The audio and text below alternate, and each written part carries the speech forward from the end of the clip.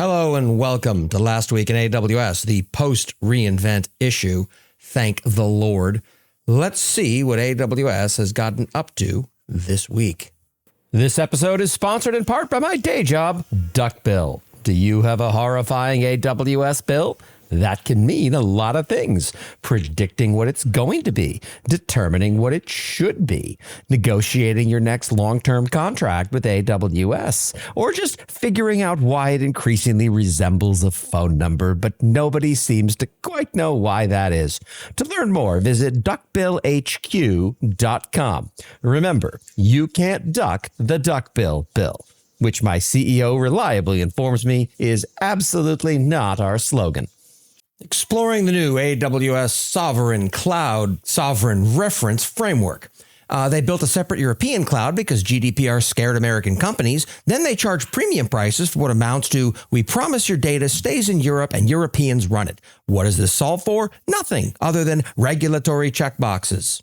Now generally available, C8GB instances. Graviton 4 chips deliver 30% better performance, which is impressive until you realize that the last 3 generations also promised 30% improvements. At some point, either the math stops mathing or AWS is admitting their older chips were embarrassingly slow. Which is it?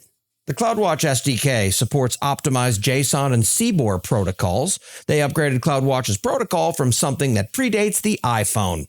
The performance improvements are real, but calling it a feature announcement is like bragging about switching from dial-up to broadband in 2025. At least it's free, for now. Building national foundation models. Nations rushing to build sovereign AI while AWS quietly becomes the world's landlord. It turns out that digital independence means renting GPUs from Seattle, but with extra steps and a patriotic press release. At least the invoice will be in your local currency. New report, Cloud Fundamental for European National Security and Defense. AWS funded a think tank to write a report concluding that governments desperately need to buy more AWS. They're probably right about legacy systems being garbage, but framing vendor lock-in as strategic readiness takes serious chutzpah. This episode is sponsored by my own company, Duckbill. Having trouble with your AWS bill? Perhaps it's time to renegotiate a contract with them. Maybe you're just wondering how to predict what's going on in the wide world of AWS. Well, that's where Duckbill comes in to help. Remember, you can't duck the Duckbill bill, which I am reliably informed by my business partner is absolutely not our motto. To learn more, visit duckbillhq.com. AI increased productivity? Consider hiring more developers. And with the same energy, AWS just published a blog arguing companies should hire more developers because AI makes them productive, which is like a car dealership saying you need 2 cars since they're so fuel efficient now. The logic isn't wrong, but watching AWS tell CFOs to increase headcount while selling productivity tools is peak irony. IAM Policy Autopilot, an open source tool that brings IAM policy expertise to builders and AI coding assistants. They open sourced a tool that writes IAM policies so developers can stop pretending they understand them.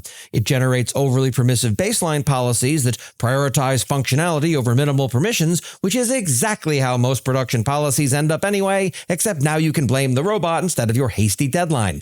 IAM is going to be the death of this platform. AWS and GCP collaborate to simplify multi-cloud networking. Again, this is either wonderful or terrible, depending entirely upon how much it's going to cost, and they aren't saying. Exploring the optimized CPU feature on RDS for SQL Server. That's right, SQL Server licensing costs so much that AWS built an entire feature to help you use fewer cores. The real trick here is helping you avoid explaining to your CFO why the database costs more than the entire engineering team's salaries combined. And finally, Prometheus MCP Server, AI-driven monitoring intelligence for AWS users. They've solved the PromQL is hard problem by adding an LLM intermediary that costs money to run and occasionally hallucinates metrics. Hey, ChatGPT, what's on fire? You're absolutely right. And that's what happened last week in AWS. I am so glad that we don't have to deal at all in any way with reInvent anymore until next year. I'm Corey Quinn. Stick around.